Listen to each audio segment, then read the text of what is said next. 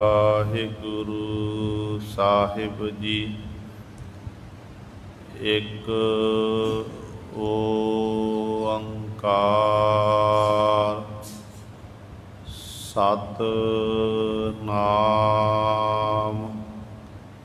ਕਰਤਾ ਪੁਰਖ ਨਿਰਭਉ ਨਿਰਵੈਰ ਅਕਾਲ ਮੂਰਤ ਅਜੂਨੀ ਸੈਭੰ ਗੁਰ ਪ੍ਰਸਾਦ। ਡੰਡੌਤ ਬੰਦਨ ਅਨਕ ਬਾਰ ਸਰਬ ਕਲਾ ਸਮਰੱਥ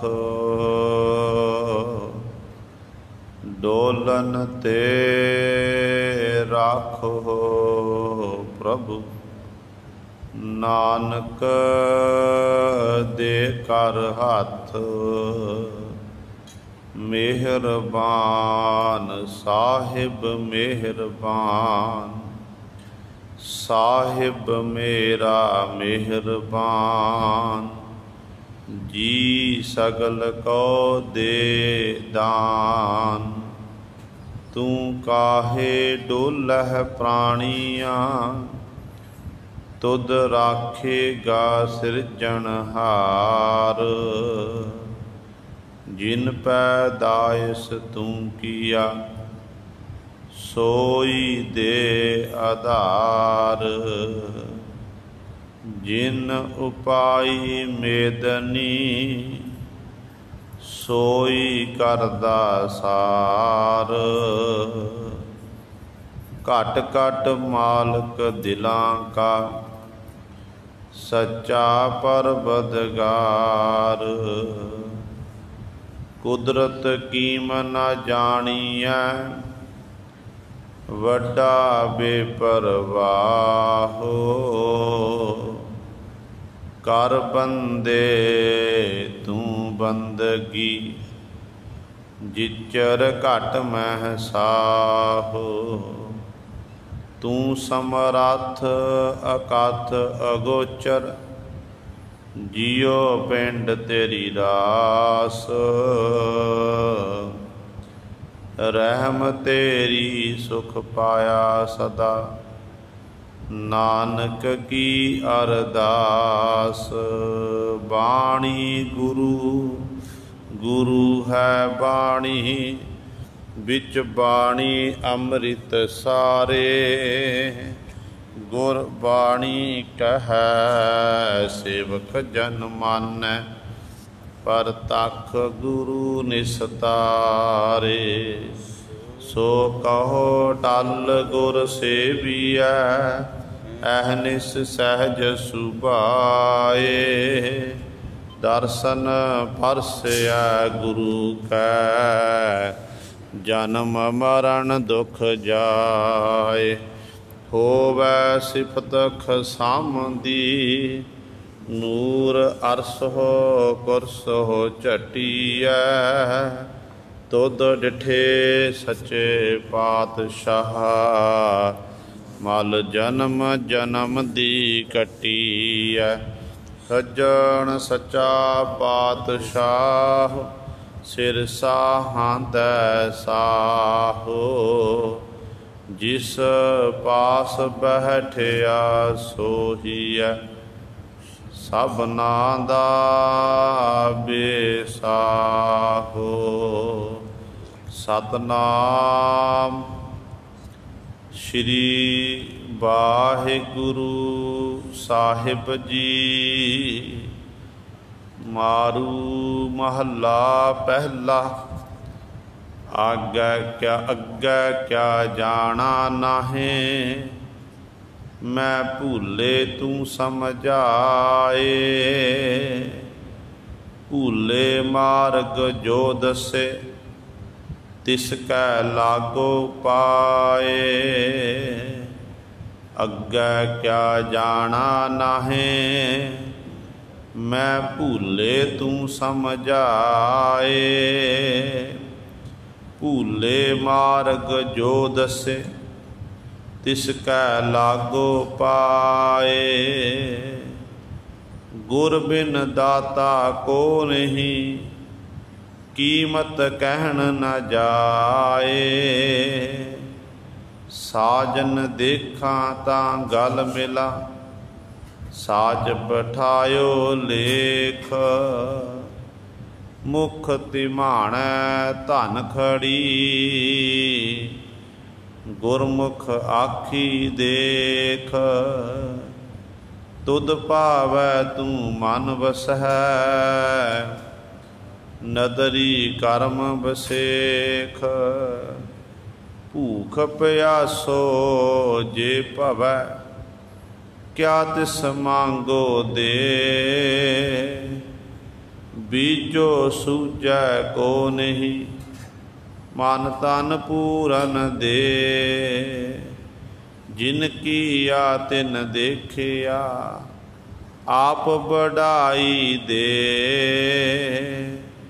नगरी नायक नवतन, बालक लील अनूप।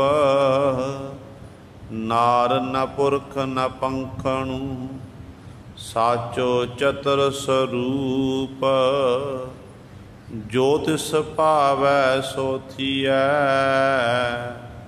तू दीपक तू धूप। गीत साध चाखे सुने, बाद साध तन रोग। सच भावै साचो चवै, छूटै सोग वियोग। नानक नाम न बिसरै, जो तिस भावै सो होग। गीत साध चाखे सुने, बाद साध तन रोग। सच भावै साचो चवै, छूटै सोग वियोग। नानक नाम न बिसरै, जो तिस भावै सो होग। वाहिगुरु जी का खालसा, वाहिगुरु जी की फतेह। परम सन्मानयोग, जुगो जुग अटल, चवर छत्र तख्त दे मालिक, बाणी के बोहित, धन धन साहिब श्री गुरु ग्रंथ साहिब, सच्चे सतगुरु जी की पावन पवित्र निघी गोद अंदर जुड़ बैठे गुरु रूप गुरु सवारे खालसा सतसंगी जनों। आप जी बड़ियां भागां वाले हो,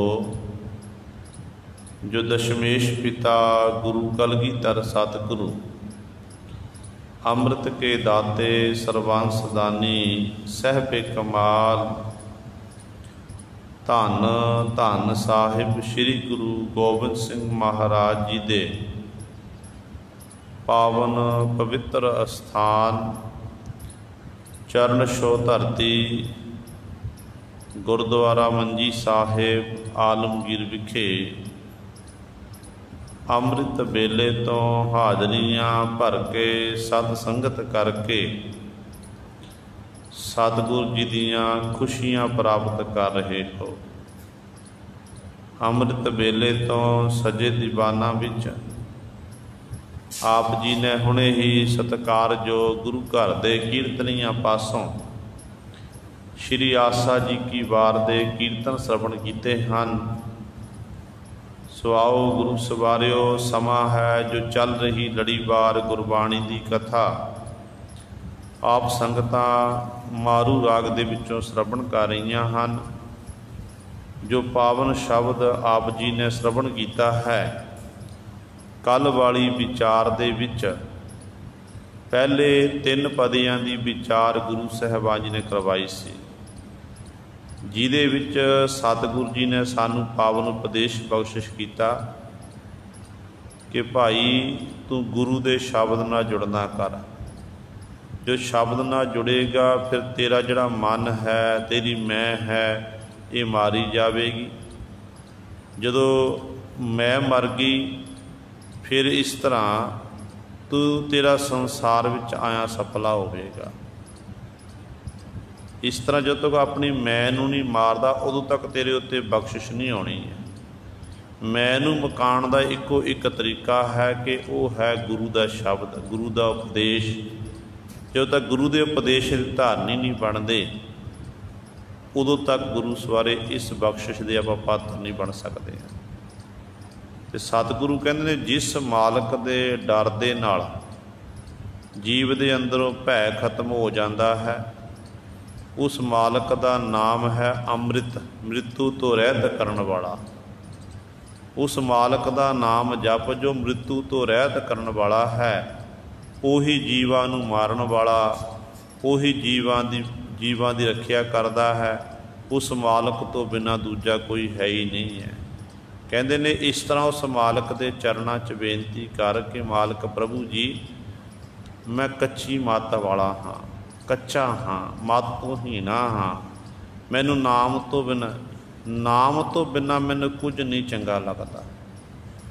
गुरु ने कृपा करके मैनू श्रेष्ठ मत बख्शिश की ते मैनू अपने दरों नाम की दात बख्शना की है।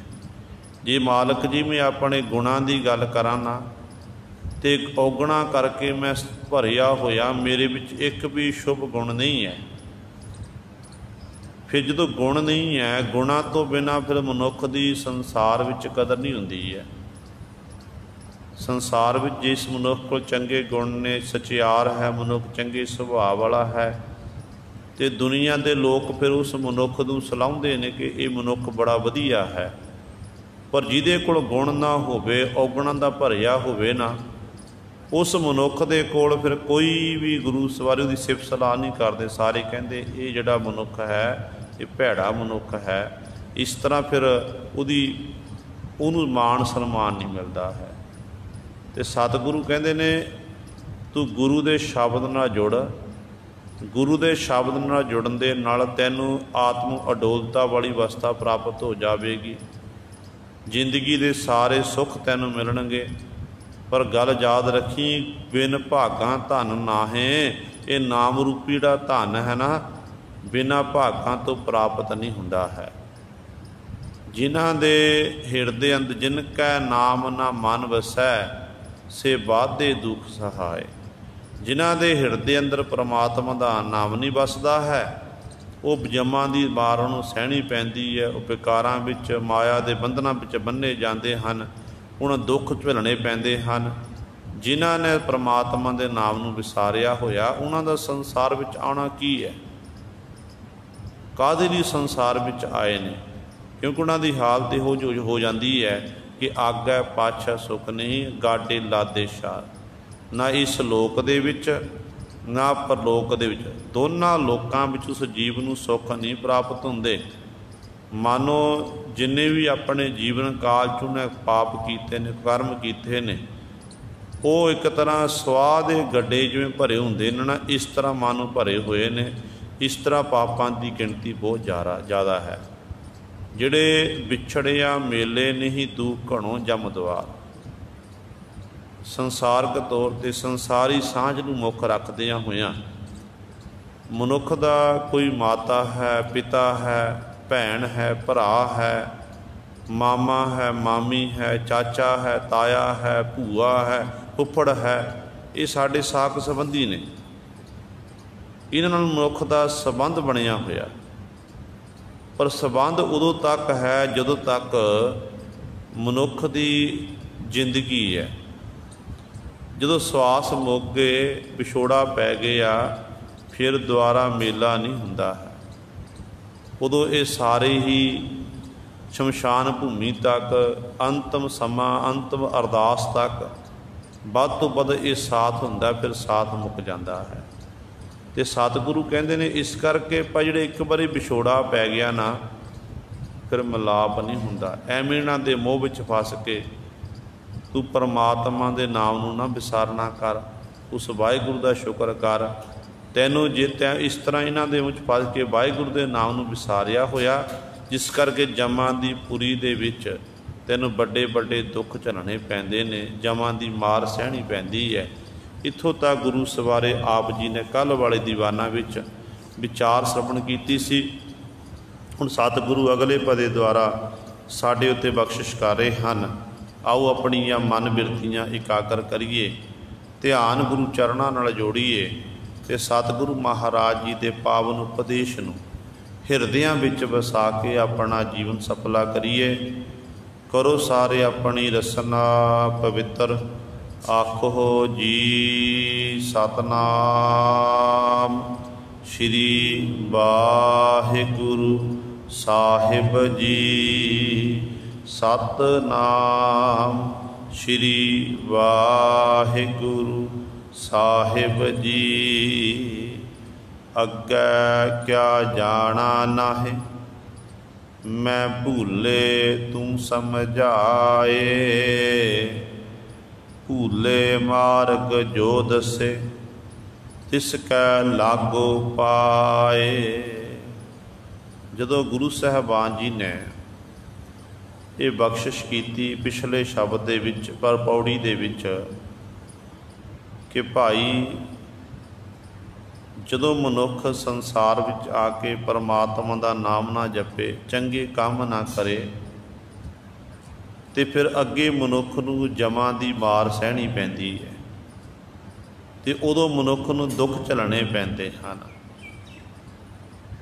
ਅਤੇ ਅੱਗੋਂ ਫਿਰ ਜਗਿਆਸੂ ਜਨ ਨੇ ਸਵਾਲ ਕਰ ਦਿੱਤਾ ਕਿ ਸਤਿਗੁਰੂ, ਜਿਵੇਂ ਆਪਾਂ ਵੀ ਇੱਕ ਦੂਜੇ ਨਾਲ ਗੱਲਾਂ ਬਾਤਾਂ ਕਰਦੇ ਹਾਂ ਕਿ ਆ ਜੱਗ ਡਿੱਠਾ ਅਗਲਾ ਕਿਉਂ ਡਿੱਠਾ, ਕਿ ਆ ਜੱਗ ਤਾਂ ਅਸੀਂ ਦੇਖ ਲਿਆ ਜੋ ਦੇਖ ਰਹੇ ਹਾਂ, ਅਤੇ ਅਗਲੇ ਦੀ ਸੋਝੀ ਸਾਨੂੰ ਕੀ, ਇਹਦੇ ਬਾਅਦ ਸਾਨੂੰ ਕੁਝ ਨਹੀਂ ਕਰਨ ਦੀ ਲੋੜ ਹੈ। ਜਿਹੜੇ ਮਨਮੁਖ ਨੇ ਉਹ ਲੋਕ ਇਹ ਗੱਲਾਂ ਕਰਦੇ ਨੇ, ਪਰ ਗੁਰਬਾਣੀ ਕਹਿ ਰਹੀ ਹੈ, ਸਤਿਗੁਰੂ ਜੀ ਨੇ ਸਵਰਗ ਅਤੇ ਨਰਕ ਦੀ ਗੱਲ ਕੀਤੀ, ਲੋਕ ਪਰਲੋਕ ਦੀ ਗੱਲ ਕੀਤੀ ਹੈ। ਅਤੇ ਇੱਥੇ ਹੁਣ ਸਤਿਗੁਰੂ ਜੀ ਉਦੋਂ ਵੀ ਗੁਰੂ ਨਾਨਕ ਪਾਤਸ਼ਾਹ ਨੂੰ ਵੀ ਸਵਾਲ ਕਰ ਦਿੱਤਾ, ਜਦੋਂ ਪਾਤਸ਼ਾਹ ਨੇ ਆਖਿਆ ਨਾ ਕਿ ਦੁਖ ਘਣੋ ਜਮ ਦੁਆਰ, ਜਮਾਂ ਦੇ ਦਰ ਦਰਵਾਜ਼ੇ ਦੇ ਵਿੱਚ ਦਰ 'ਤੇ ਕਹਿੰਦੇ ਵੱਡੇ ਦੁੱਖ ਝੱਲਣੇ ਪੈਂਦੇ ਨੇ, ਸਜ਼ਾਵਾਂ ਮਿਲਦੀਆਂ ਨੇ ਕੀਤੇ ਹੋਏ ਪਾਪਾਂ ਕਰਕੇ। ਇੱਕ ਫਿਰ ਜਗਿਆਸੂ ਵਿੱਚੋਂ ਬੋਲ ਪਿਆ, ਕਹਿਣ ਲੱਗਿਆ ਕਿ ਸਤਿਗੁਰੂ ਜੀ, ਅੱਗੇ ਅੱਗੇ ਜੋ ਅੱਗੇ ਦੀ ਆਪਣੀ ਗੱਲ ਕਰਦੇ, ਲੋਕ ਪਰਲੋਕ ਦੀ ਗੱਲ ਕਰਦੇ ਹੋ, ਅਤੇ ਪਰਲੋਕ ਦੇਖਿਆ ਕਿਹਨੇ ਹੈ?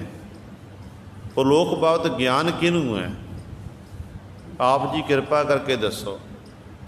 ਜੋ ਸਤਿਗੁਰੂ ਨੂੰ ਇਹ ਸਵਾਲ ਕੀਤਾ ਅਤੇ ਪਾਤਸ਼ਾਹ ਕਹਿੰਦੇ ਨੇ, ਅੱਗੇ ਕਿਆ ਜਾਣਾ ਨਾਹੀਂ, ਮੈਂ ਭੂਲੇ ਤੂੰ ਸਮਝਾਏ। ਕਿ ਹੇ ਭਾਈ, ਅੱਗੇ ਕੀ ਹੋਣਾ ਹੈ ਇਹਦੇ ਬਾਬਤ ਆਪਾਂ ਨਹੀਂ ਜਾਣ ਸਕਦੇ। ਹਾਂ, ਜਦੋਂ ਜੀਵ ਭੁੱਲਿਆ ਹੋਵੇ ਨਾ, ਭੁੱਲੇ ਨੂੰ ਕੋਈ ਮਾਰਗ ਪਾ ਦੇਵੇ, ਕੁਰਾਹੇ ਪੇ ਨੂੰ ਰਾਹ ਪਾ ਦੇਵੇ। ਮਾਨੋ ਕੋਈ ਕਿਸੇ ਨਗਰ ਦੇ ਵਿੱਚ ਕੋਈ ਮਨੁੱਖ ਪਹੁੰਚਿਆ, ਉਹਨੇ ਕਿਸੇ ਦੇ ਘਰ ਜਾਣਾ, ਕਿਸੇ ਪਿੰਡ ਵਿੱਚ ਪਹੁੰਚਿਆ ਜਾਂ ਸ਼ਹਿਰ ਪਹੁੰਚਿਆ, ਕਿਸੇ ਦੇ ਘਰ ਜਾਣਾ, ਉਹ ਪੁੱਛਦਾ ਫਿਰਦਾ ਕਿ ਫਲਾਣੇ ਦਾ ਘਰ ਕਿਹੜਾ ਹੈ, ਕਿੱਥੇ ਕੋ ਰਹਿੰਦਾ ਹੈ। ਹੁਣ ਜੇ ਤਾਂ ਗੁਰੂ ਸਾਨੂੰ ਰਾਹ ਪਾ ਦਿੱਤਾ ਕਿ ਫਲਾਣੇ ਦਾ ਘਰ ਆ ਫਲਾਣੀ ਗਲੀ ਹੈ, ਇੱਥੋਂ ਜਾ ਕੇ ਇੱਧਰਲੇ ਪਾਸੇ ਨੂੰ ਆਹ ਫਲਾਣਾ ਘਰ ਹੈ, ਜੇ ਤਾਂ ਕਿਸੇ ਨੇ ਰਾਹ ਸਹੀ ਪਾ ਦਿੱਤਾ ਤਾਂ ਫਿਰ ਤਾਂ ਉਹ ਸੌਖਾ ਪਹੁੰਚ ਜਾਵੇ ਘਰ ਦੇ ਵਿੱਚ। ਨਹੀਂ ਫਿਰ ਉਹ ਨਗਰ ਦੇ ਵਿੱਚ ਭਟਕਦਾ ਰਹੇਗਾ, ਸਾਰੇ ਨਗਰ ਦਾ ਗੇੜਾ ਕੱਟਦਾ ਰਹੇਗਾ, ਉਹਨੂੰ ਘਰ ਦਾ ਪਤਾ ਨਹੀਂ ਲੱਗੇਗਾ। ਭਾਵ ਕੀ ਹੈ ਕਿ ਉਹ ਭੁੱਲਿਆ ਹੋਇਆ, ਭੁੱਲੇ ਨੂੰ ਫਿਰ ਜੇ ਕੋਈ ਮਾਰਗ ਪਾ ਦੇਵੇ ਨਾ, ਫਿਰ ਉਹ ਉਸ ਮਾਰਗ 'ਤੇ ਜਦੋਂ ਚੱਲਦਾ ਹੈ ਅਤੇ ਉਦੋਂ ਫਿਰ ਉਹਨੂੰ ਉਸ ਲੋਕ ਪਰਲੋਕ ਦੀ ਸੋਝੀ ਆਉਂਦੀ ਹੈ, ਫਿਰ ਪਤਾ ਲੱਗਦਾ ਹੈ। ਅਤੇ ਸਤਿਗੁਰੂ ਕਹਿੰਦੇ, ਅੱਗੇ ਕਿਆ ਜਾਣਾ ਨਹੀਂ, ਇਹ ਵਾਹਿਗੁਰੂ ਅੱਗੇ ਕੀ ਹੋਣਾ, ਇਹਦੇ ਬਾਅਦ ਮੈਂ ਕੁਝ ਨਹੀਂ ਜਾਣਦਾ। ਮੈਂ ਭੁੱਲੇ ਤੂੰ ਸਮਝਾਏ, ਮੈਨੂੰ ਭੁੱਲਿਆਂ ਨੂੰ ਆਪ ਜੀ ਸਮਝਾਉਣਾ ਕਰੋ। ਮੈਂ ਭੁੱਲਿਆ ਫਿਰਦਾ ਹਾਂ, ਕੁਰਾਹੇ ਪਿਆ ਫਿਰਦਾ ਹਾਂ, ਆਪ ਜੀ ਬਖਸ਼ਿਸ਼ ਕਰਕੇ ਮੈਨੂੰ ਚੰਗੀ ਤਰ੍ਹਾਂ ਸਮਝਾਉਣਾ ਕਰੋ। ਅਤੇ ਪਾਤਸ਼ਾਹ ਜੀ ਫਿਰ ਕਹਿੰਦੇ ਨੇ ਭੂਲੇ ਮਾਰਗ ਜੋ ਦੱਸੇ ਤਿਸ ਕੈ ਲਾਗੋ ਪਾਏ। ਭੁੱਲਿਆਂ ਨੂੰ ਜਿਹੜਾ ਮਾਰਗ ਦੱਸਣ ਵਾਲਾ ਹੈ, ਜਿਹੜਾ ਕੁਰਾਹੇ ਪਿਆ ਨੂੰ ਰਾਹ ਪਾਉਣ ਵਾਲਾ ਹੈ, ਕਹਿਣ ਲੱਗੇ ਫਿਰ ਉਹਨੂੰ ਤੂੰ ਕੀ ਦੇਵੇਗਾ ਜੇ ਤੈਨੂੰ ਕੁਰਾਹੇ ਪਿਆ ਨੂੰ ਰਾਹ ਪਾ ਦੇਵੇ। ਅਤੇ ਅੱਗੋਂ ਉਹ ਜਗਿਆਸੂ ਕਹਿੰਦਾ ਕਿ ਉਹਦੇ ਮੈਂ ਪਾਏ ਚਰਨਾਂ ਵਿੱਚ ਆ ਕੇ ਲੱਗ ਜਾਵਾਂਗਾ, ਉਹਦੇ ਚਰਨਾਂ ਦਾ ਭੋਰਾ ਬਣ ਜਾਵਾਂਗਾ। ਭਾਵ ਉਹਨੂੰ ਮੈਂ ਸਜਦਾ ਕਰਾਂਗਾ, ਨਮਸਕਾਰ ਕਰਾਂਗਾ, ਉਹਦੇ ਅੱਗੇ ਮੈਂ ਡੰਡੋਤ ਬੰਧਨ ਕਰਾਂਗਾ, ਪਰ ਜਿਹੜਾ ਮੈਨੂੰ ਉਸ ਭੁੱਲੇ ਨੂੰ ਮਾਰਗ ਪਾ ਦੇਵੇ। ਹੁਣ ਗੁਰੂ ਸਾਹਿਬ ਭੁੱਲਿਆਂ ਨੂੰ ਮਾਰਗ ਪਾਉਣ ਵਾਲਾ ਕੌਣ ਹੈ? ਭੁੱਲਿਆਂ ਨੂੰ ਮਾਰਗ ਪਾਉਣ ਵਾਲਾ ਹੈ ਸਾਡੇ ਗੁਰੂ ਸਾਹਿਬਾਨ ਜੀ। ਧੰਨ ਧੰਨ ਸਾਹਿਬ ਸ਼੍ਰੀ ਗੁਰੂ ਗ੍ਰੰਥ ਸਾਹਿਬ ਮਹਾਰਾਜ ਜੀ। ਆਪਾਂ ਸਤਿਗੁਰ ਦੇ ਬਚਨ ਪੜ੍ਹਦੇ ਹਾਂ ਨਾ ਕਿ ਭੁੱਲੇ ਮਾਰਗ ਜਿਨਹਿ ਬਤਾਇਆ ਐਸਾ ਗੁਰ ਵੱਡ ਭਾਗੀ ਪਾਇਆ। ਭੁੱਲਿਆਂ ਨੂੰ ਮਾਰਗ ਪਾਉਣ ਵਾਲੇ ਗੁਰੂ ਸਾਹਿਬਾਨ ਜੀ ਹਨ, ਪਰ ਗੁਰੂ ਐਸੇ ਗੁਰੂ ਨੂੰ ਵੱਡਿਆਂ ਭਾਗਾਂ ਕਰਕੇ ਪ੍ਰਾਪਤ ਕੀਤਾ ਜਾ ਸਕਦਾ ਹੈ। ਸਾਰਿਆਂ ਨੂੰ ਸਤਿਗੁਰ ਦੀਆਂ ਖੁਸ਼ੀਆਂ ਨਹੀਂ ਮਿਲ ਸਕਦੀਆਂ। ਜਿਹਦੇ ਚੰਗੇ ਭਾਗ ਨੇ ਨਾ, ਜਿਹਦੇ ਉੱਤੇ ਗੁਰੂ ਦੀ ਬਖਸ਼ਿਸ਼ ਹੈ, ਮਿਹਰ ਹੈ, ਗੁਰੂ ਦੀ ਮਿਹਰ ਸਦਕਾ ਹੀ ਗੁਰੂ ਸਵਾਰੇ ਉਹ ਗੁਰੂ ਦਾ ਫਿਰ ਸੱਚਿਆਰ ਸਿੱਖ ਬਣਦਾ ਹੈ। ਫਿਰ ਉਹ ਗੁਰੂ ਦੇ ਦਰ 'ਤੇ ਪ੍ਰਵਾਨ ਵੀ ਹੁੰਦਾ ਹੈ। ਹੁਣ ਜੇ ਆਪਾਂ ਸੰਸਾਰ ਦੀ ਗੱਲ ਕਰੀਏ, ਸੰਸਾਰ ਵਿੱਚ ਬਹੁਤ ਸਾਰੇ ਦੇਹਧਾਰੀ, ਦੰਭੀ, ਪਖੰਡੀ ਆਪਣੇ ਆਪ ਨੂੰ ਗੁਰੂ ਕਹਾਉਣ ਵਾਲੇ ਬੈਠੇ ਹੋਏ ਨੇ। ਸਿੱਖ ਦੀ ਜਿਹੜੀ ਅੱਖ ਪਾਰਖੂ ਹੋਣੀ ਚਾਹੀਦੀ। ਸਿੱਖ ਜਦੋਂ ਸੰਸਾਰ ਵਿੱਚ ਵਿਚਰਦਾ, ਸੰਸਾਰ ਵਿੱਚ ਬਹੁਤ ਸਾਰੇ ਧਰਮ ਨੇ ਅਤੇ ਆਪਣੇ ਆਪਣੇ ਧਰਮ ਅਨੁਸਾਰ ਆਪਣੇ ਆਪਣੇ ਧਰਮ ਦਾ ਉਹ ਪ੍ਰਚਾਰ ਕਰ ਰਹੇ ਨੇ। ਅਤੇ ਸਿੱਖ ਜਦੋਂ ਸੰਸਾਰ ਵਿੱਚ ਵਿਚਰਦਾ ਅਤੇ ਉਦੋਂ ਦੇਖਦਾ ਕਿ ਜਿਹਦੇ ਮੈਂ ਨਾਲ ਜੁੜਦਿਆਂ ਹਾਂ ਕਿ ਮੈਨੂੰ ਇਹ ਕੁਰਾਹੇ ਪੇ ਨੂੰ ਰਾਹ ਪਾਉਣ ਵਾਲਾ ਕਿ ਨਹੀਂ ਹੈ।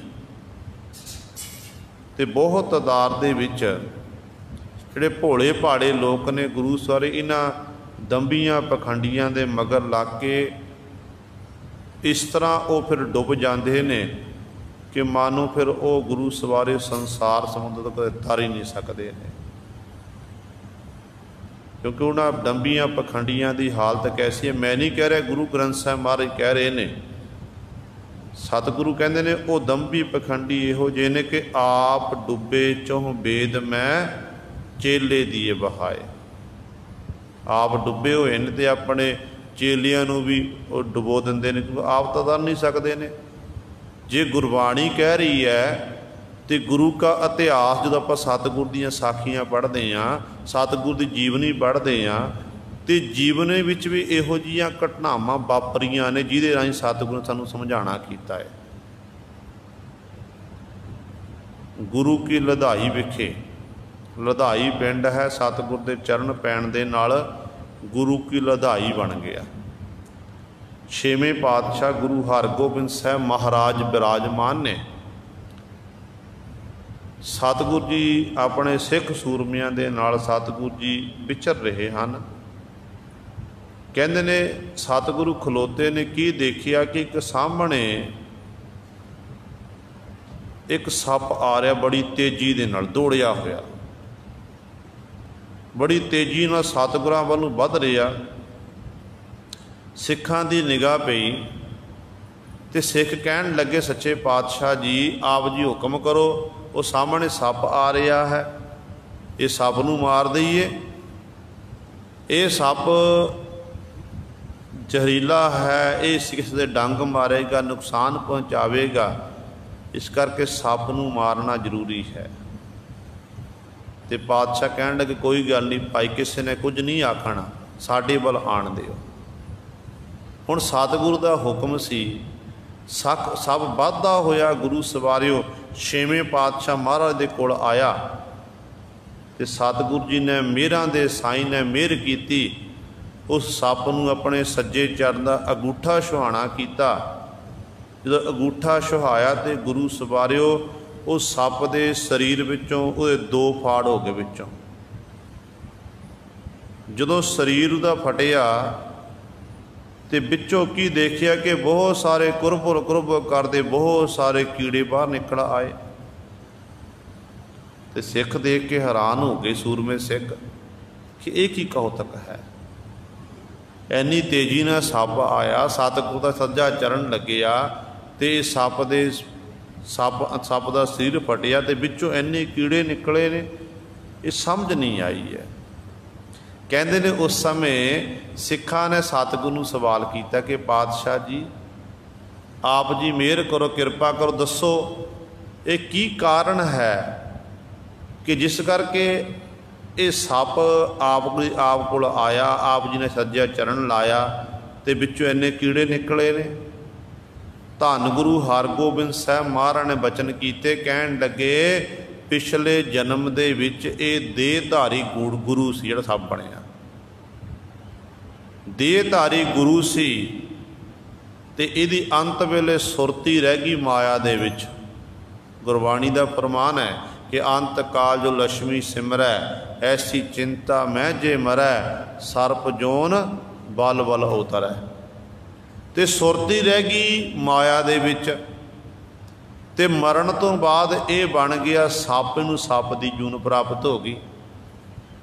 ਹੁਣ ਜਿਹੜੇ ਇਹਦੇ ਨਾਲ ਦੇ ਚੇਲੇ ਪਾਲਕੇ ਸੀ, ਇਹਦੇ ਨਾਲ ਜੁੜੇ ਹੋਏ ਸਨ, ਉਹ ਆਪ ਡੁੱਬੇ ਚੋਹਬੇਦ ਮੈਂ ਚੇਲੇ ਦੀਏ ਬਹਾਏ, ਇਹੋ ਜਿਹੀ ਹਾਲਤ ਹੋ ਗਈ।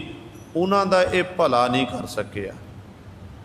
ਇਹ ਸੱਪ ਬਣ ਗਿਆ ਤੇ ਚੇਲੇ ਇਹਦੇ ਬਣ ਗਏ ਕੀੜੇ। ਹੁਣ ਉਹ ਇਹਦੇ ਅੰਦਰ, ਸਰੀਰ ਅੰਦਰ ਪ੍ਰਵੇਸ਼ ਹੋਏ ਨੇ। ਇਹਦਾ ਮਾਸ ਨੋਚ ਕੇ ਇਹਦੇ ਪਾਸੋਂ ਹਿਸਾਬ ਕਿਤਾਬ ਲੈ ਰਹੇ ਸਨ। ਪਰ ਹੁਣ ਇਹ ਸਾਡੀ ਸ਼ਰਨ ਵਿੱਚ ਆਇਆ, ਸਾਡਾ ਚਰਨ ਇਹਨੂੰ ਪ੍ਰਾਪਤ ਹੋਇਆ, ਜਿਸ ਕਰਕੇ ਇਹਦਾ ਹੁਣ ਭਲਾ ਹੋ ਗਿਆ, ਇਹ ਮੁਕਤ ਹੋ ਗਿਆ। ਸੋ ਗੁਰੂ ਸਵਾਰਿਓ, ਕਹਿਣ ਦਾ ਭਾਵ ਹੈ ਕਿ ਇਹੋ ਜਿਹੇ ਦੰਭੀ ਪਖੰਡੀਆਂ ਦੀ ਹਾਲਤ ਇਹੋ ਜਿਹੀ ਹੁੰਦੀ ਹੈ। ਪਰ ਜੇ ਕੋਈ ਦੰਭੀ ਪਖੰਡੀ ਭੁੱਲਿਆ ਹੋਇਆ, ਕੁਮਾਰਗ ਪਿਆ ਹੋਇਆ ਗੁਰੂ ਦੀ ਸ਼ਰਨ ਵਿੱਚ ਆ ਜਾਵੇ ਤੇ ਗੁਰੂ ਫਿਰ ਬਖਸ਼ ਦਿੰਦਾ ਹੈ, ਗੁਰੂ ਫਿਰ ਰਹਿਮਤਾਂ ਕਰਦਾ ਹੈ। ਉਹ ਬਚਨ ਸਤਿਗੁਰੂ ਇੱਥੇ ਕਰ ਰਹੇ ਨੇ। ਕਹਿੰਦੇ ਭੂਲੇ ਮਾਰਗ ਜੋ ਦੱਸੇ, ਤਿਸ ਕੈ ਲਾਗੋ ਪਾਏ। ਜਿਹੜਾ ਭੁੱਲਿਆਂ ਨੂੰ ਜੋ ਮਾਰਗ ਦੱਸਣ ਵਾਲਾ ਹੈ, ਕੁਰਾਹੇ ਪਿਆਂ ਨੂੰ ਰਾਹ ਪਾਉਣ ਵਾਲਾ ਹੈ, ਤਿਸ ਕੈ ਲਾਗੋਂ ਪਾਏ, ਮੈਂ ਉਹਦੇ ਪਾਏ ਚਰਨਾਂ ਨਾਲ ਲੱਗਾਂਗਾ, ਪਾਉ ਨੂੰ ਜਾ ਕੇ ਮੈਂ ਸਜਦਾ ਕਰਾਂਗਾ, ਨਮਸਕਾਰ ਕਰਾਂਗਾ। ਫਿਰ ਅਗਲੀ ਪੰਕਤੀ ਗੁਰੂ ਸਾਹਿਬਾਨ ਬਖਸ਼ਿਸ਼ ਕਰਦੇ ਹਨ, ਗੁਰ ਬਿਨ ਦਾਤਾ ਕੋ ਨਹੀਂ, ਕੀਮਤ ਕਹਿਣ ਨ ਜਾਏ। ਗੁਰੂ ਤੋਂ ਬਿਨਾ ਕੋਈ ਹੋਰ ਦਾਤਾ ਹੈ ਹੀ ਨਹੀਂ ਹੈ।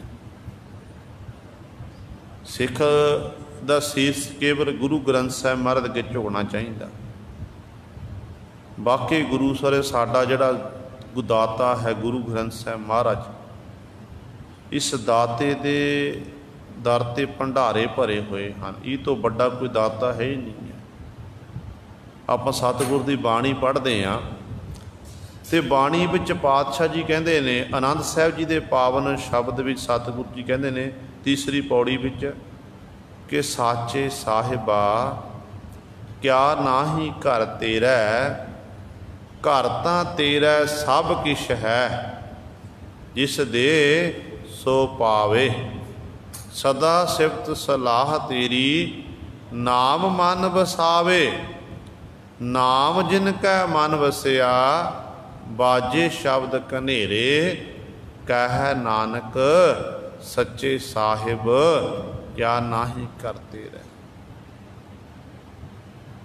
ਤੇ ਐਡੇ ਵੱਡੇ ਦਾਤੇ ਹੋਣ ਦੇ ਬਾਵਜੂਦ ਵੀ ਤੇ ਸਤਿਗੁਰੂ ਨੇ ਕਦੇ ਆਪਣਾ ਆਪ ਨਹੀਂ ਜਨਾਣਾ ਕੀਤਾ, ਪਰਮੇਸ਼ਰ ਨੂੰ ਕਹਿ ਰਹੇ ਨੇ ਕਿ ਸਾਚੇ ਸਾਹਿਬਾ ਕਿਆ ਨਾਹੀ ਕਰਤੇ ਰਹਿ। ਹੁਣ ਇਹ ਗੁਰੂ ਨਾਨਕ ਪਾਤਸ਼ਾਹ ਦਾ ਇੱਥੇ ਬਚਨ ਹੈ ਕਿ ਗੁਰ ਬਿਨ ਦਾਤਾ ਕੋ ਨਹੀਂ। ਹੁਣ ਜਦੋਂ ਆਪਾਂ ਬਾਣੀ ਪੜ੍ਹਦੇ ਹਾਂ, ਜੇ ਮੰਨ ਗੁਰੂ ਅੰਗਦ ਦੇ ਮਹਾਰਾਜ ਦੀ ਬਾਣੀ ਆ ਗਈ, ਗੁਰੂ ਵਚਨ ਹੈ, ਸ਼ਬਦ ਗੁਰੂ ਸ਼ਬਦ ਵਰਤਿਆ, ਤੇ ਆਪਾਂ ਕਹੇ ਗੁਰੂ ਨਾਨਕ ਪਾਤਸ਼ਾਹ ਨੂੰ ਸੰਬੋਧਨ ਕਰਕੇ ਬਚਨ ਕਰ ਦਿੱਤੇ। गुरु अमरदास पातशाह ने गुरु अमरदास पास संबोधन अगे बचन कर दिते, पर उन्हें ते सवाल पैदा होंदा कि गुरु नानक पातशाह महाराज इत्थे गुरु शब्द वरत रहे ने, ते गुरु नानक दा गुरु कौन है?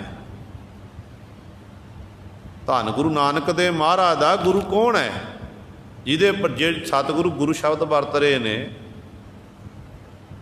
ते असल विच गुरु सवारे गुरु पद गुरु शब्द गुरु नानक पातशाह ने अकाल पुरख लई वरतना कीता है। अकाल पुरख वाहिगुरु ही गुरु नानक दा गुरु है। इतिहास भी सिद्ध करदा इस गल नूं।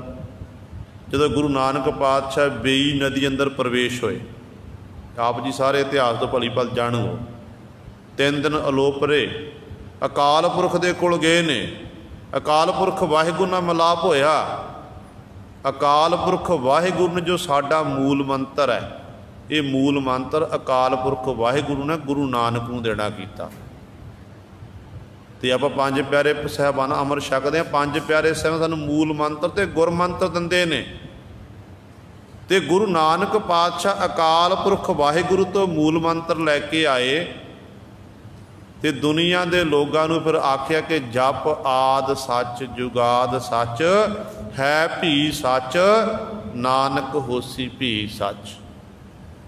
गुरप्रसाद तक अकाल पुरख वाहिगुरू ने बख्शिश की, ते अकाल पुरख वाहिगुरू ने सवाल किया कि नानक ये तैनूं मैं मंत्र दे रहा, इहदा जाप करना, लुकाई नूं कराना, ते दुनिया दे लोकां नूं तू की मैसेज देवेगा? जिहड़ा अगला फिर सलोक है ना गुरु नानक पातशाह ने उचारण किया। तो इत्थों सिद्ध होंदा है इतिहास तो कि गुरु नानक पातशाह दा गुरु वाहिगुरू अकाल पुरख सी। हालांकि सतगुरु जी निरंकार ने। भट्ट साहिबान दे आपां बचन पढ़दे हां, विद्वानां दे आपां बोल पढ़दे हां, जिहदे विच गुरु नानक नूं निरंकार आख्या गया।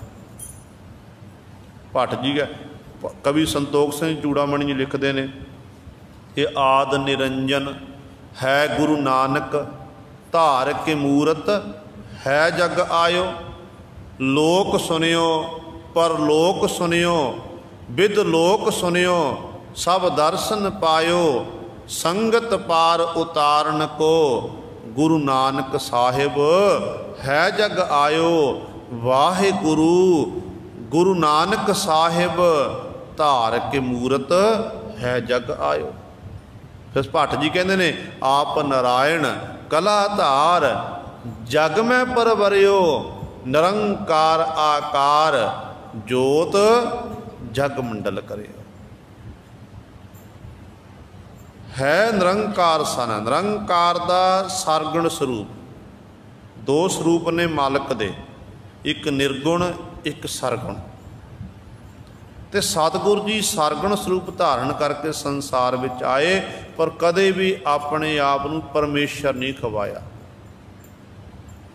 कदे नानक बेचारा आख दिता, नानक नीच अपने आप नूं खवाणा कीता। कदे भी गुरु सरे अपने आप नूं ये नहीं आख्या कि मैं परमेश्वर हाँ। किड्डी वड्डी निमरता। साडे विच थोड़े जे गुण आ जाण ना, 4 गुण साडे कोल पल्ले साडे पै जाण, वो भी 4 किताबां पढ़ के ते आपां कहंदे ने असीं बड़े विद्वान हाँ, मेरे विच आ गुण है, मैं आ हाँ। पर गुरु नानक पातशाह सिखो, 10 पातशाहियां सिखो जिन्हां ने गुरु सवारे अपना आप नहीं जनाना कीता। हर समय परमेश्वर नूं ही संबोधन करके परमेश्वर दे चरनां 'च बेनती कीती है। कलगीधर पातशाह दे बचन पढ़ो, आपां रोजाना पढ़दे हां। सतगुरु कहंदे ने हमरी करो हाथ रक्षा, पूर्ण होए चित्त की इच्छा, तब चरणन मन रह हमारा, अपना जान करो प्रतपारा। हुण है तो उसे गुरु नानक की 10वीं जोत है ना, गुरु नानक की जोत चल 10वां जामा 10वां शरीर धारण किया, पर गुरु सवारे अपने आप नूं परमेश्वर नहीं खवाया।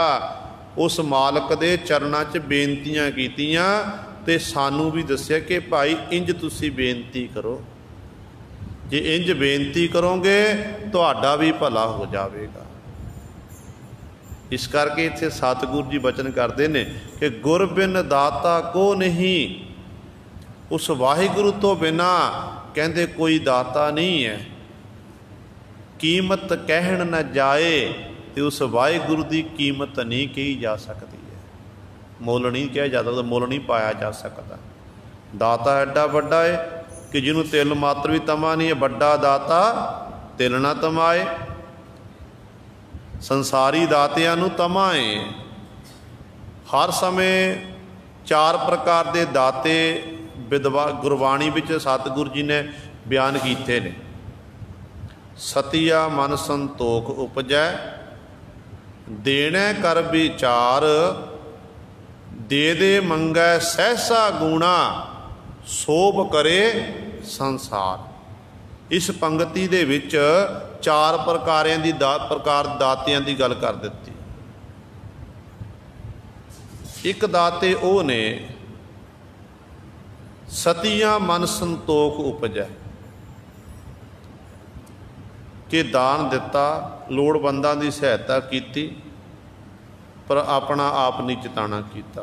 सबर संतोख जिन्हों प्राप्त हो गया, अपना नाम गुप्त रख लिया। इहो जे दाते बड़े घट ने। बहुत तादाद विच आपां किसी की मदद करिए ना, देखते आप किसी की मदद करिए, किसी लोड़वंद, किसी लड़की की शादी कर दी, बच्चे की किसी नूं दवाई बूटी लै दी है, मैडिसन लै दी है, तो किसी नूं राशन पानी लै दिता, तो आप अखबारों में TV चैनलों उत्ते अपनी खबरां दिंदे हैं। ते पर जिहड़े कई ऐसे ने गुप्त रूप में दान कर जाते ने, पर अपना आप कभी नहीं जनाते। वो संतोखी दाते, वो दाते सच जाणिओ गुरु के दर ते प्रवान ने। ते दूजे ने देना कर विचार, देना कै विचार। दान दिता, दान दे के लोड़वंदां की सहायता की, फिर मन विच विचार करन लग पिया। मानो किसी ने 10,000 रुपया किसी की मदद कर दी,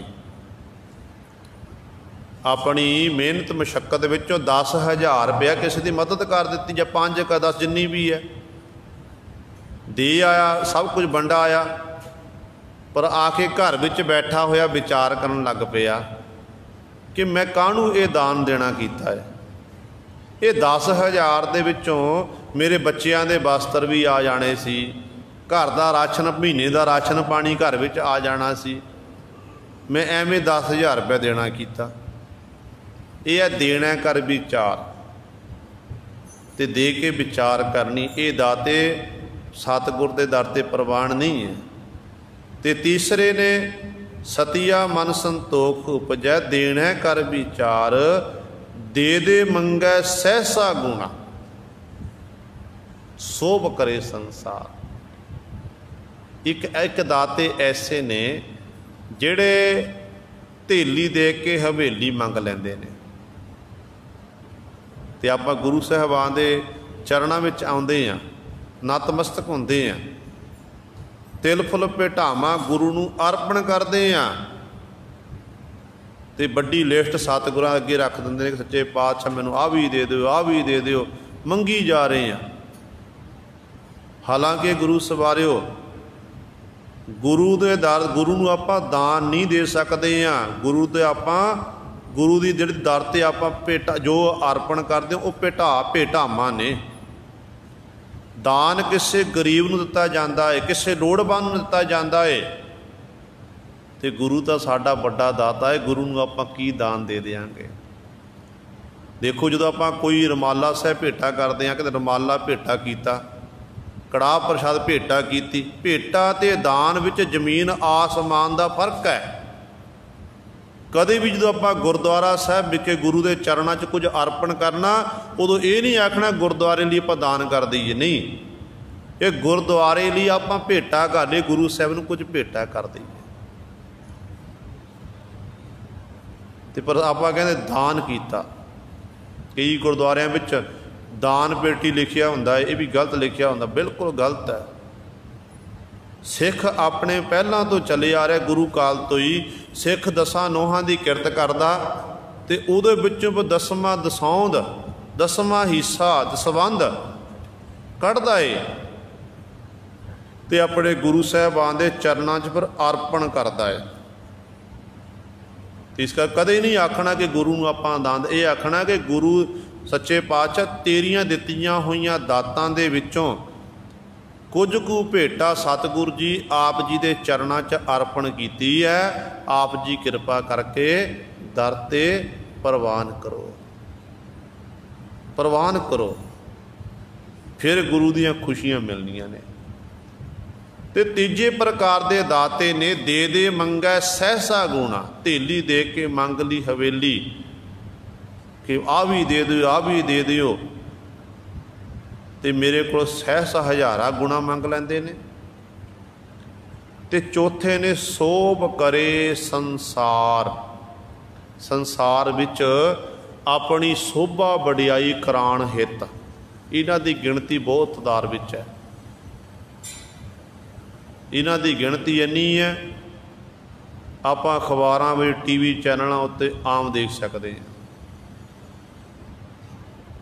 ਦੇਖੋ ਮਨੁੱਖ ਪਰਮਾਤਮਾ ਪਾਸੋਂ ਦਾਤਾ ਲੈ ਕੇ ਆਪ ਦਾਤਾ ਬਣ ਕੇ ਬੈਠ ਗਏ ਆ, ਪਰ ਜਿਹੜਾ ਦਾਤਾ ਸਾਨੂੰ ਬਿਨਾਂ ਮੰਗਿਆਂ ਸਭ ਕੁਝ ਦੇ ਰਿਹਾ, ਪੌਣ ਹੈ, ਪਾਣੀ ਹੈ, ਸਾਨੂੰ ਇਹ ਸਮੇਂ ਸਮੇਂ ਸਾਨੂੰ ਖੁਰਾਕ ਮਿਲ ਰਹੀ ਹੈ, ਸਾਡੇ ਸਾਹ ਚੱਲ ਰਹੇ, ਸਾਡਾ ਸਰੀਰ ਹੈ ਪਰਮਾਤਮਾ ਦਿੱਤਾ ਹੈ।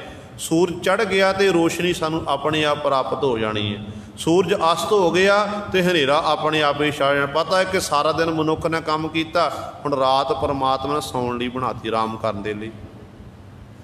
ਉਹ ਐਡਾ ਵੱਡਾ ਦਾਤਾ ਸ੍ਰਿਤਾ ਪ੍ਰਤੀ ਸਾਨੂੰ ਦੇ ਰਿਹਾ ਏ, ਪਰ ਉਹਨੇ ਕਦੇ ਆਪਣਾ ਆਪ ਨਹੀਂ ਜਨਾਣਾ ਕੀਤਾ, ਆਪਣਾ ਆਪ ਨਹੀਂ ਜਨਾਇਆ। ਤੇ ਮਨੁੱਖ ਗੁਰੂ ਸਰੇ ਆਪਣਾ ਆਪ ਜਨਾਉਂਦਾ ਏ ਕਿ ਮੈਂ ਆਹ ਕਰ ਦਿੱਤਾ, ਮੈਂ ਆਹ ਕਰ ਦਿੱਤਾ। ਨਹੀਂ, ਇੰਝ ਗੁਰੂ ਦੀਆਂ ਖੁਸ਼ੀਆਂ ਨਹੀਂ ਮਿਲਣੀਆਂ। ਗੁਰੂ ਦੀਆਂ ਖੁਸ਼ੀਆਂ ਲੈਣ ਦੇ ਲਈ ਗੁਰੂ ਦੇ ਦਰ 'ਤੇ ਤਾਂ ਇੰਝ ਬੇਨਤੀ ਕਰੋ ਕਿ ਸੱਚੇ ਪਾਤਸ਼ਾਹ ਮਿਹਰ ਕਰੋ ਕਿ ਤੁਮ ਦਾਤੇ ਠਾਕੁਰ ਪ੍ਰਤਪਾਲਕ ਨਾਇਕ ਖਸਮ ਹਮਾਰੇ, ਨਿਮਖ ਨਿਮਖ ਤੁਮ ਹੀ ਪਤ ਪਾਰੋ, ਹਮ ਬਾਰਕ ਤੁਮਰੇ ਧਾਰੇ। ਕਿ ਅਸੀਂ ਤਾਂ ਤੁਹਾਡੇ ਬਾਲਕ ਹਾਂ, ਬੱਚੇ ਆ ਮਾਲਕ ਜੀ, ਹਰੇਕ ਸਾਹ ਦੇ ਰਾਹੀਂ ਆਪ ਜੀ ਸਾਡੀ ਪ੍ਰਤਪਾਲਣਾ ਕਰਨ ਵਾਲੇ ਹੋ। ਫਿਰ ਸਤਿਗੁਰੂ ਜੀ ਇਹ ਵੀ ਕਹਿੰਦੇ ਨੇ ਜੇਕਰ ਆਪਣੇ ਮਾਲਕ ਪਾਸੋਂ ਸੱਚੇ ਦਾਤੇ ਪਾਸੋਂ ਆਪਾਂ ਕੁਝ ਮੰਗ ਲਈਏ ਨਾ, ਉਹ ਸਾਨੂੰ ਪ੍ਰਾਪਤ ਜ਼ਰੂਰ ਹੁੰਦਾ, ਸੱਚ ਹੈ। ਜਿਵੇਂ ਇੱਕ ਬੱਚਾ ਆਪਣੇ ਮਾਂ ਬਾਪ ਅੱਗੇ ਜਿੱਦ ਕਰਦਾ ਨਾ, ਮਾਤਾ ਪਿਤਾ ਅੱਗੇ ਕਿ ਮੈਂ ਫਲਾਣੀ ਚੀਜ਼ ਲੈਣੀ ਹੈ, ਤੇ ਮਾਂ ਬਾਪ ਆਪਣੀ ਸਮਰੱਥਾ ਮੁਤਾਬਕ ਬੱਚੇ ਦੀਆਂ ਲੋੜਾਂ ਪੂਰੀਆਂ ਕਰਨ ਦੀ ਕੋਸ਼ਿਸ਼ ਕਰਦੇ ਨੇ। ਤੇ ਫਿਰ ਇਸੇ ਤਰ੍ਹਾਂ ਉਹ ਪਰਮਾਤਮਾ ਵੀ ਗੁਰੂ ਸਵਾਰੇ, ਜਦੋਂ ਆਪਾਂ ਪਰਮਾਤਮਾ ਦੇ ਦਰ 'ਤੇ ਇੱਕ ਬਾਲਕ ਬਣ ਕੇ, ਬੱਚੇ ਬਣ ਕੇ ਮੰਗਣ ਲੱਗ ਜਾਈਏ ਨਾ, ਫਿਰ ਜੋ ਮੰਗਾਂਗੇ ਸੱਚ ਜਾਣੇ ਮਿਲ ਜਾਵੇਗਾ। ਪਰ ਮੰਗਣ ਦਾ ਤਰੀਕਾ ਹੋਵੇ। ਸਤਿਗੁਰੂ ਜੀ ਬਚਨ ਕਰਦੇ ਨੇ ਕਿ ਜੋ ਮੰਗ ਹੈ ਠਾਕੁਰ ਆਪਣੇ ਤੇ ਸੋਈ ਸੋਈ ਦੇਵੈ, ਨਾਨਕ ਦਾਸ ਮੁਖ ਤੇ ਜੋ ਬੋਲੇ, ਇਹਾਂ ਊਹਾਂ ਸੱਚ ਹੋਵੇ। ਫਿਰ ਇਸ ਤਰ੍ਹਾਂ ਇੱਕ ਖੇਡ ਵਰਤਦੀ ਹੈ। ਜਦੋਂ ਕਮਾਈ ਕਰੀਏ, ਅਭਿਆਸ ਕਰੀਏ ਗੁਰੂ ਦੇ ਦਰ ਤੋਂ, ਫਿਰ ਸਤਿਗੁਰ ਤੇ ਚਰਨਾਂ 'ਚ ਇਹ ਮੰਗਿਆ ਕਰੀਏ ਕਿ ਮੈਂ ਕਿਆ ਮੰਗੋ ਕਿਛ ਥਿਰ ਨਾ ਰਹਾਈ, ਹਰ ਦੀਜੈ ਨਾਮ ਪਿਆਰੀ ਜੀਓ। ਹੇ ਵਾਹਿਗੁਰੂ, ਤੇਰੇ ਦਰ ਤੋਂ ਮੈਂ ਕੀ ਮੰਗਣਾ ਕਰਾਂ? ਜਿੰਨੇ ਦੁਨਿਆਵੀ ਪਦਾਰਥ ਨੇ ਦੇਖਿਆ, ਇਹ ਕੁਝ ਵੀ ਇੱਥੇ ਰਹਿਣ ਵਾਲਾ ਨਹੀਂ ਹੈ, ਤੇ ਮੈਨੂੰ ਤਾਂ ਆਪਣੇ ਦਰੋਂ ਨਾਮ ਦੀ ਦਾਤ ਦੇ ਦਿਓ। ਬਸ ਤੇਰਾ ਨਾਮ ਜਪਦਾ ਰਵਾਂ, ਤੇਰੇ ਗੁਣਾਂ ਦਾ ਗਾਇਨ ਕਰਦਾ ਰਵਾਂ, ਬਸ ਮੈਨੂੰ ਹੋਰ ਕੁਝ ਨਹੀਂ ਚਾਹੀਦਾ। ਬਿਸਰ ਨਾਹੀ ਦਾਤਾਰ ਆਪਣਾ ਨਾਮ ਦੇਹੋ, ਗੁਣ ਗਾਵਾਂ ਦਿਨ ਰਾਤ, ਨਾਨਕ ਚਾਹੋ ਇਹੋ। ਨਾਨਕ ਦੇ ਮਨ 'ਚ ਇਹ ਚਾਹ ਪੈਦਾ ਕਰੋ ਤਾਂ ਕਿ ਨਾਨਕ ਦਿਨ ਰਾਤ ਤੇਰੇ ਗੁਣ ਗਾਉਂਦਾ ਰਵੇ। ਸੋ ਸਤਿਗੁਰੂ ਬਚਨ ਕਰਦੇ ਨੇ ਕਿ ਗੁਰ ਬਿਨ ਦਾਤਾ ਕੋ ਨਹੀਂ, ਗੁਰੂ ਤੋਂ ਬਿਨਾਂ ਕਹਿੰਦੇ ਹੋਰ ਕੋਈ ਦਾਤਾ ਨਹੀਂ ਹੈ ਭਾਈ। ਕੀਮਤ ਕਹਿਣ ਨਾ ਜਾਏ, ਤੇ ਕਹਿੰਦੇ ਨੇ ਇਸੇ ਤਰ੍ਹਾਂ ਉਸ ਮਾਲਕ ਦੇ ਨਾਮ ਦੀ, ਗੁਰੂ ਦੀ ਕੀਮਤ ਕਹਿੰਦੇ ਕਹਿ ਕੇ ਨਹੀਂ ਦੱਸੀ ਜਾ ਸਕਦੀ ਹੈ। ਭਾਵ ਉਸ ਮਾਲਕ ਦੇ ਨਾਮ ਦੀ ਕੀਮਤ ਨਹੀਂ ਦੱਸੀ ਜਾਂਦੀ, ਕਿਉਂਕਿ ਉਹ ਮਾਲਕ ਦਾ ਅਮੁੱਲਕ ਹੈ। ਆਪਾਂ ਰੋਜ਼ਾਨਾ ਪੜ੍ਹਦੇ ਹਾਂ, ਹਰ ਆਪ ਅਮੁੱਲਕ ਹੈ, ਮੁੱਲ ਨਾ ਪਾਇਆ ਜਾਏ, ਮੁੱਲ ਨਾ ਪਾਇਆ ਜਾਏ ਕਿਸੈ ਬਿਟਹੁ, ਰਹੇ ਲੋਕ ਬਿਲ ਲਾਏ। ਤੇ ਮਾਲਕ ਦੇ ਨਾਮ ਦਾ ਮੁੱਲ ਨਹੀਂ ਪਾਇਆ ਜਾ ਸਕਦਾ। ਇਸ ਕਰਕੇ ਉਹ ਵਾਹਿਗੁਰੂ ਬੇਅੰਤ ਹੈ। ਸਾਜਨ ਦੇਖਾਂ ਤਾਂ ਗਲ ਮਿਲਾਂ, ਸਾਚ ਪਠਾਇਓ ਲੇਖ, ਮੁਖ ਤਿਮਾਣੈ ਧਨ ਖੜੀ, ਗੁਰਮੁਖ ਆਖੀ ਦੇਖ। ਸਾਜਨ ਦੇਖਾਂ, ਜਿਵੇਂ ਆਪਣੇ ਸਾਜਨ ਦਾ ਅਰਥ ਹੈ ਪਰਮੇਸ਼ਰ, ਵਾਹਿਗੁਰੂ, ਕਿ ਜੇ ਮੈਂ ਆਪਣੇ ਸਾਜਨ ਨੂੰ, ਸੱਜਣ ਨੂੰ ਦੇਖ ਲਵਾਂ ਨਾ, ਤੇ ਮੇਰੇ ਮਾਂ ਜੀਵ ਇਸਤਰੀ ਕਹਿ ਰਹੀ ਹੈ ਤੇ ਮੈਂ ਉੱਠ ਕੇ ਉਹਨੂੰ ਆਪਣੇ ਗਲ ਮਿਲਾਂ, ਗਲ ਬੱਕੜੀ ਵਿੱਚ ਲੈ ਲਵਾਂ, ਘੁੱਟ ਕੇ ਜੱਫੀ ਪਾ ਲਿਆ। ਤੇ ਇਸੇ ਤਰ੍ਹਾਂ ਹੀ ਸਾਚ ਪਠਾਇਓ ਲੇਖ, ਫਿਰ ਮੈਂ ਇੱਕ ਪੱਤਰਕਾ ਲਿਖਾਂਗੀ ਉਹਦੇ ਲਈ, ਇੱਕ ਪੱਤਰਕਾ ਲਿਖਾਂਗੀ, ਪ੍ਰੇਮ ਦੀ ਪੱਤਰਕਾ। ਜਿਵੇਂ ਪਤੀ ਪਤਨੀ ਦਾ ਪਿਆਰ ਹੈ ਨਾ, ਇਸੇ ਤਰ੍ਹਾਂ ਜੀਵ ਇਸਤਰੀ ਤੇ ਪਰਮੇਸ਼ਰ ਦਾ ਪਿਆਰ ਹੈ। ਤੇ ਕਹਿੰਦੇ ਨੇ ਇਸ ਤਰ੍ਹਾਂ ਜਿਵੇਂ ਇੱਕ ਪਤਨੀ ਆਪਣੇ ਪਤੀ ਨੂੰ ਪ੍ਰੇਮ ਕਰਦੀ ਹੈ। ਪੁਰਾਣੇ ਸਮਿਆਂ ਦੇ ਵਿੱਚ ਪਤੀ ਵਿਦੇਸ਼ ਦੀ ਧਰਤੀ ਤੇ ਬਾਹਰ ਬੈਠਾ ਹੁੰਦਾ ਸੀ, ਤੇ ਪਤਨੀ ਗੁਰੂ ਸਰੇ ਆਪਣੀ ਪਤੀ ਨੂੰ ਪੱਤਰਕਾ ਲਿਖਦੀ ਹੁੰਦੀ ਸੀ ਪ੍ਰੇਮ ਦੇ ਵਿੱਚ। ਅੱਜ ਕੱਲ੍ਹ ਤਾਂ ਬੜੀ ਗੁਰੂ ਦੀ ਕਿਰਪਾ ਹੈ ਕਿ ਸੋਸ਼ਲ ਮੀਡੀਆ ਹੈ, ਇੰਟਰਨੈਟ ਦਾ ਜ਼ਮਾਨਾ ਹੈ। ਵਿਦੇਸ਼ਾਂ ਵਿੱਚ ਬੈਠੇ ਹੋਏ ਆਪਾਂ ਇੱਕ ਆਮੋ ਸਾਹਮਣੇ ਫੇਸ ਟੂ ਫੇਸ ਨਾਲ ਗੱਲਬਾਤ ਕਰ ਸਕਦੇ ਹਾਂ।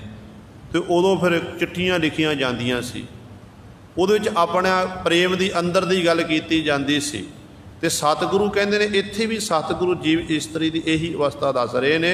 ਕਹਿੰਦੇ ਮੈਨੂੰ ਮੇਰਾ ਸੱਜਣ ਮਿਲ ਜਾਵੇ ਨਾ, ਮੈਂ ਸੱਜਣ ਨੂੰ ਮਿਲ ਕੇ ਘੁੱਟ ਕੇ ਗੱਲ ਬੱਕੜੀ ਵਿੱਚ ਲੈ ਲਿਆ, ਪਿਆਰ ਕਰਾਂ। ਤੇ ਜੇ ਮੈਨੂੰ ਨਹੀਂ ਮਿਲੇ, ਮੈਂ ਉਹਨੂੰ ਫਿਰ ਇੱਕ ਕਹਿੰਦੇ ਪੱਤਰਕਾ ਲਿਖਾਂਗਾ, ਉਹਦੇ ਵਿੱਚ ਮੈਂ ਸੱਚ ਦਾ ਲੇਖ ਲਿਖ ਕੇ, ਪੱਤਰਕਾ ਪ੍ਰੇਮ ਦੀ ਪੱਤਰਕਾ ਲਿਖ ਕੇ ਉਹ ਭੇਜਾਂਗੀ। ਮੁਖ ਤਿਮਾਣੈ ਧਨ ਖੜੀ, ਗੁਰਮੁਖ ਆਖੀ ਦੇਖ।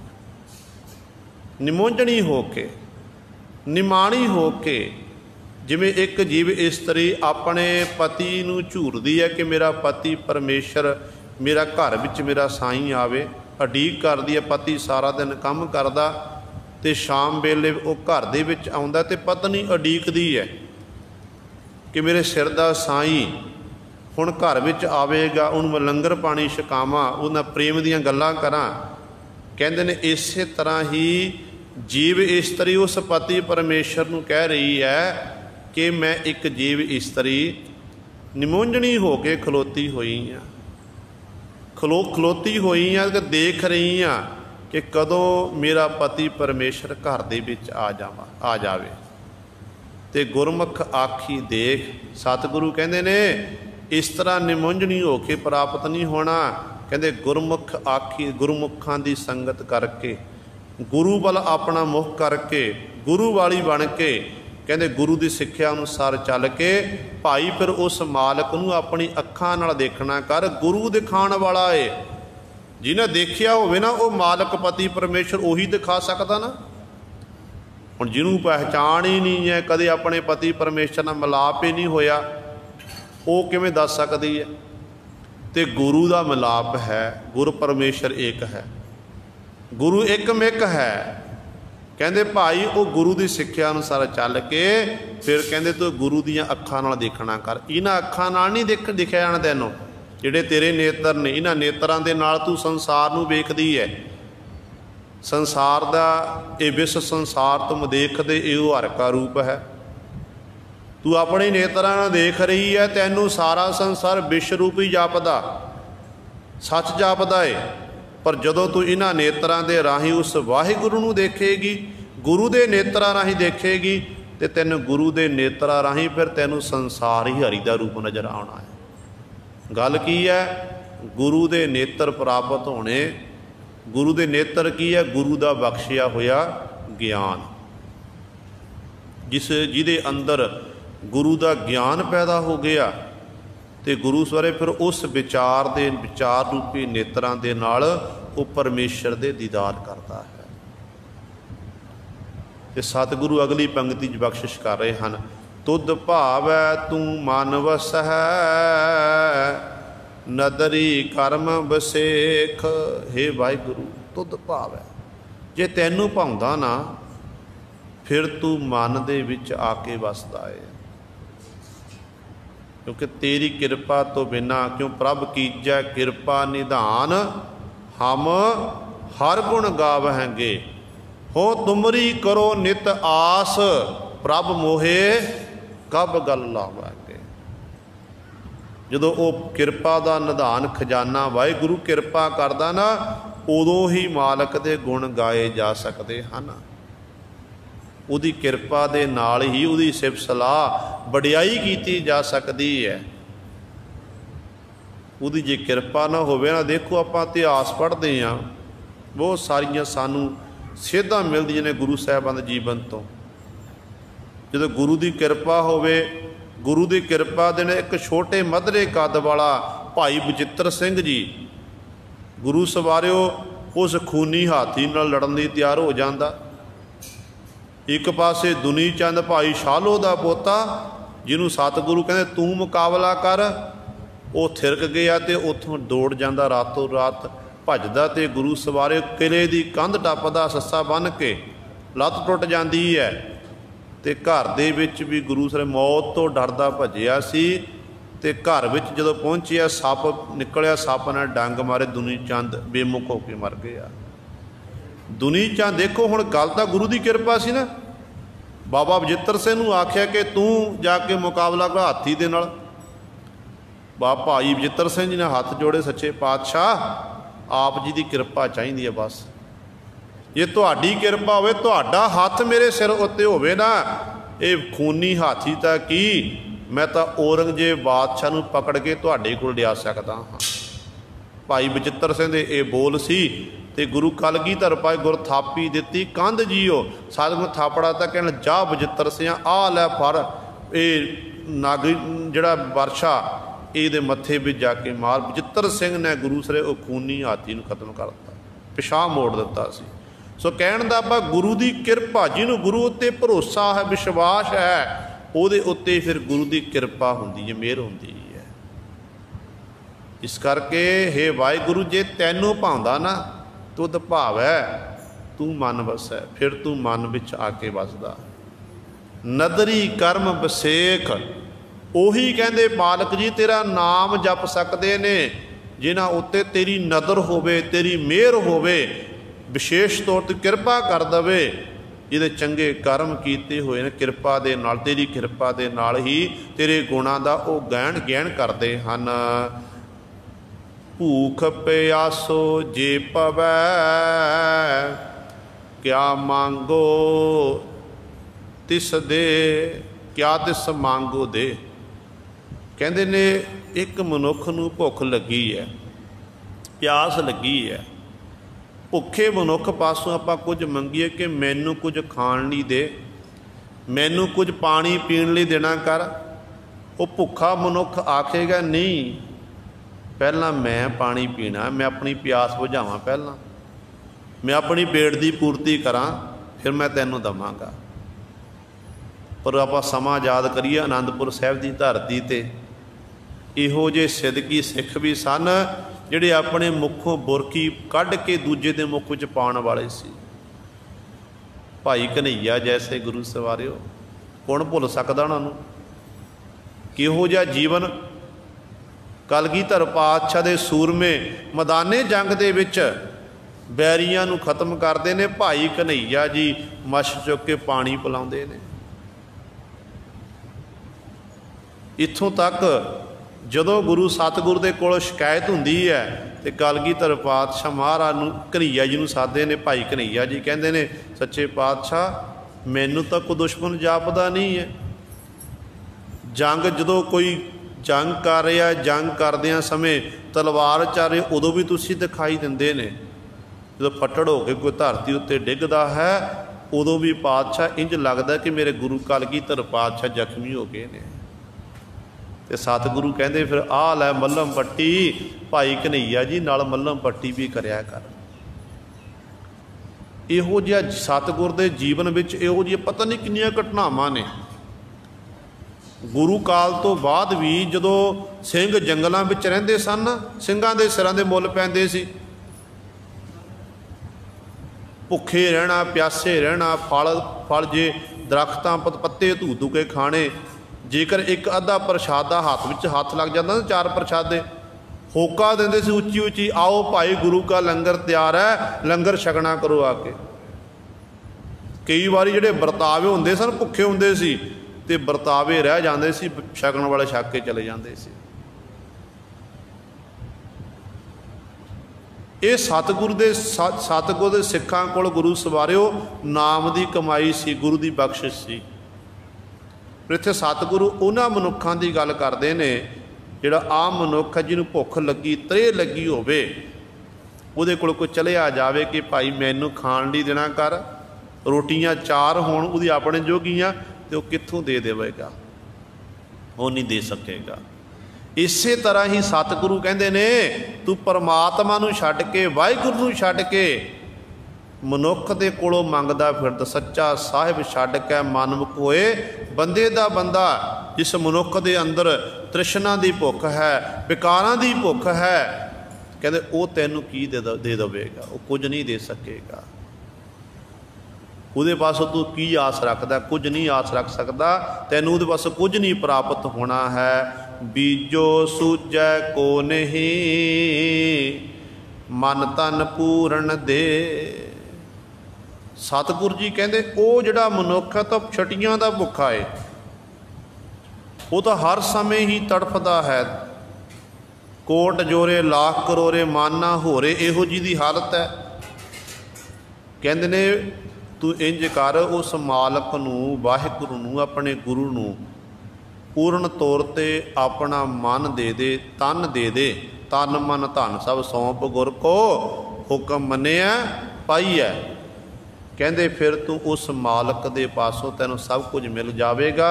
जिहड़ा ये मनुख है, आम मनुख पासों मंगदा फिरदा है, कहते इहदा कुछ बीजिया नहीं है, इहदे दर ते कुछ सुझदा नहीं, तैनूं कुछ प्राप्त नहीं होना, इत्थों तैनूं निराश ही होना पवेगा। जिन कीया तिन देखिया, आप वडाई दे। जिस वाहिगुरू ने तैनूं पैदा किया होया ना, वो वाहिगुरू आप ही तैनूं देख रहा। सब जग जिन है उपाया भाई, करन कारण समरथ। जियो पिंड जिन साजिया भाई, देकर अपनी बथ। किन कही है क्यों देखी है भाई, करता एक अकथ। गुरु गोबिंद सलाही है भाई, जिसते जापै तथ। भाई गुरु नूं गोबिंद नूं सलाहना कर, जिहदे पासों कहते सारे तत्त प्राप्त, सब कुछ तैनूं प्राप्त हो सकता है। इस करके वो आप ही जीवां नूं देख रहा पैदा करके, आप ही जिहड़े नूं भाउंदे ने उन्हां नूं वडियाई मान सन्मान दिंदा है। ये गुरु सवारे सतगुरु जी ने साडे उत्ते बख्शिश कीती है। बाकी रहिंदे शब्द दी विचार आपां कल वाले दीवाना विच करांगे। होइयां भुल्लां चुक्कां दी खिमा। आओ अखीरलियां पंक्तियां पढ़ के फतेह बुलाइए। नगरी नायक नभ तनो, बालक लील अनूप। नार न पुरख न पंखणु, साचो चतुर स्वरूप। जो दिस पावै सो थियै, तू दीपक तू धूप। वाहिगुरु जी का खालसा, वाहिगुरु जी की फतेह। आए